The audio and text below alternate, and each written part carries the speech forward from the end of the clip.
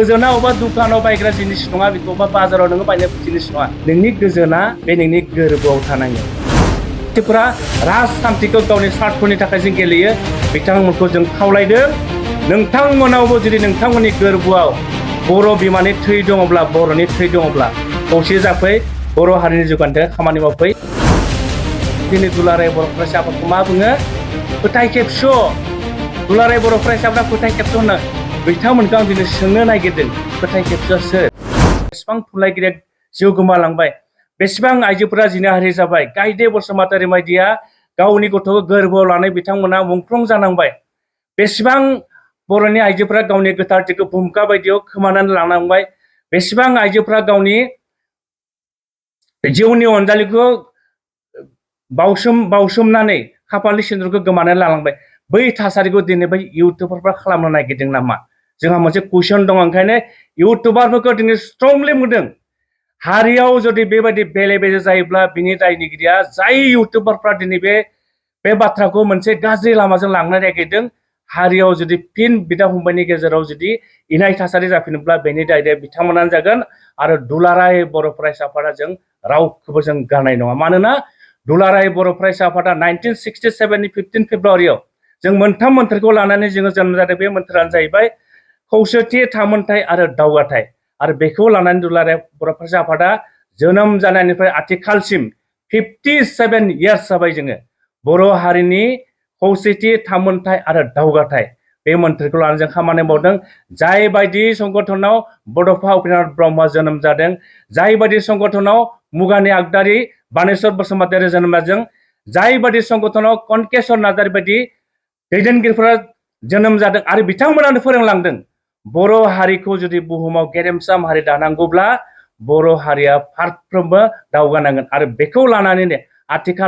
आथिखालनि दुलाराय बर' फरायसा आफादनि गोख्रों आफादगिरि दिपेन बरुवा बेफोर बाथ्राखौ लानानैसो जों दावगाबाय थादों नाथाय बे बाथ्राखौ लानानैनो ओरैबादि जोंनि गेजेराव फिन जेन माबा मोनसे बांग्रियासो माबा मोनसे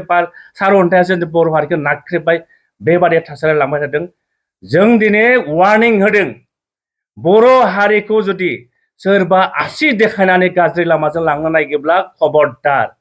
दुलाराय बर' फरायसा आफाद थानायाव रावबो बे खामानिखौ मावनो हाया जोंहा दुलाराय बर' फरायसा आफादा बर' हारिखौ बुहुमाव गेरेमसा माहारि दानो थाखायनो बड'फा उपेन्द्रनाथ ब्रह्मआ जि सिमां नुदोंमोन बिनि थाखायनो जोङो खामानि मावबाय थादों सोरबा जुदि आरोबाव बे समाव गोजोन गैला जोंनि गेजेराव खौसेथि गैला बेबायदि होननानै राजनिति खालामनो नागिरदोंब्ला खबरदार जों वार्निं होखादों खौसेनि बाथ्रा बुंदों जोङो आफादगिरि दिपेन बरुवा बुंदों खौसेनि बाथ्रा बे खौसेनि बाथ्रा जों गेलेनाय बाथ्रा नङा प्रमद बरुवा जेब्ला दुलाराय बर' फरायसा आफादनि आफादगिरिमोन बै समावनो बिथाङा 2015 मायथाइनिफ्राय दानि बिपिएफनि आफादगिरि हाग्रामा महिलारि बिथांनाव सोंहैथां बिथांखौ दिल्लीयाव लोगो हमदों गवायाव लोगो हमदों खनबेसे लोगो हमाखै जोङो आरो बे गोरबोआव थाब्लासो गोजोनखौ जों लाबोनो हागोन जों एग्जाम्पल हिसाबै होनो हायो गोजोननि थाखायनो दिनै बर' हारिनि जे सोलोंथाइनि हार बे बांगासिनो दङ देग्लाय 2024आव बर' बिजोंनि जि मेट्रिकनि उथ्रिसारनाय हार 82.40 थारमाने 100 जनाव गथ'फोरा परीक्षा लिरनायाव जोंहा 82आ जोंहा उथ्रिसारनो हादों जों मेडिकेलाव नुदों एबार 65आ क्वालिफाइड जादों बेनि गेजेराव अनलि 56आ फार्स्ट काउन्सिलाव